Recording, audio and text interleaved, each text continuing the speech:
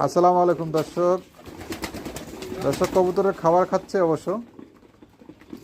এদের খাবার কোনো লিমিট নেই, এরা মন চায় যখন তখনই খায়, সারাদিন খাওয়াইলেও খায়। কবুতরগুলো একটা মার করা দরকার, নর্মাদি দিলে হয়েই একটা তাদেরকে রং ব্যবহার করা দরকার। তার কারণ অনেক কবুতর আছে, কিছু কবুতর আছে নরই বেশি, মাদির সংখ্যা কম। তো সেক্ষেত্রে নর মাদি চিনাটা খুব দরকার। চিনাটা বলতে অনেক কবুতর আছে এগুলো শুধু নর, এগুলো শুধু খাওয়া হয়। শুধু খাওয়ার দরকার কি, তাদেরকে তো বাচ্চা নিতে হবে, ডিম বাচ্চা করাইতে হবে, বাচ্চা বৃদ্ধি করতে হবে। এই জন্য